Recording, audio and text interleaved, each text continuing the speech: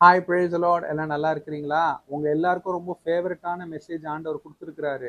இந்த ஆசீர்வாதம் ஆசீர்வாதம் என்று சொல்லி எதிர்பார்ப்பாங்க தெரியுமா மெசேஜ்? அது எல்லாரும் தான் எதிர்பார்க்குறாங்க. ஊழியம் பண்றவங்க, நான் கூட தான் அது மாதிரி எதிர்பார்ப்பேன். அதனால தான் சொன்னேன், எல்லாருக்கும் ரொம்ப ஃபேவரட்டான மெசேஜ் இன்னைக்கு ஆண்டவர் பேசியிருக்கிறார் என்று சொல்லி. ஆண்டவர் சொன்னார், ஏற்ற காலத்திலே நான் தீவிரமாய் காரியங்களை நடப்பிக்கிற தேவன் என்று நீ பேசு என்று சொல்லி சொன்னார். இது பாருங்க, அன்பு பிள்ளைகளா, ஒரு விஷயத்த நல்லா கேட்டுங்க. ஆசீர்வாதம் என்று வரும்போது குறிப்பா என்ன சொல்லுவாங்க ஊழியக்காரங்க? கர்த்தர் வந்து அதன் காலத்திலே அதனை நேர்த்தியா செஞ்சிருக்கிறாரு. அவரோட ஏற்ற காலத்துல உங்களை ஆசீர்வதிப்பாரு. அறுப்பின் காலம் என்று ஒண்ணு இருக்குது. நீங்க அந்த காலத்துல வந்து கர்த்தர் அதற்குரிய ஆசீர்வாதத்தை அந்தந்த காலத்துக்குன்னு வச்சிருக்கிறான்னு சொல்லுவாங்க.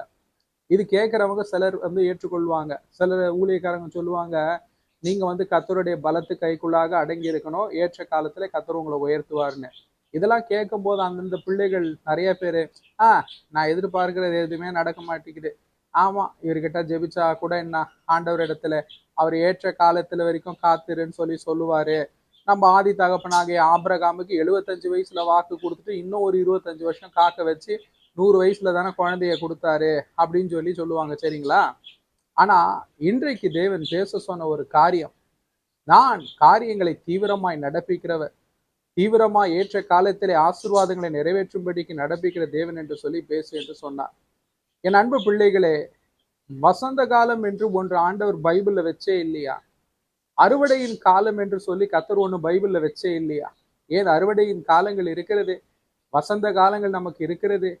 ஆண்டவர் வானத்தின் பலகணிகளை திறந்து இடம் கொள்ளாமல் போகும் மட்டும் நாம் வேண்டினதற்கும் விரும்பினதற்கும் மேலா ஆசீர்வதிக்கிற காலங்கள் என்று ஒன்று இருக்கிறது.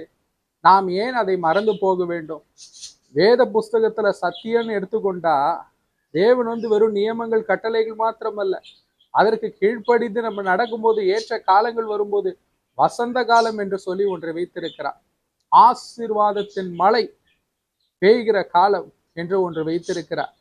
இடங்கொள்ளாமல் போகும் மட்டும் நம்மளை ஆசீர்வதித்து விருத்தியாக்கும்படிக்கான காலத்தையும் அவர் வைத்திருக்கிறார். சரிங்களா?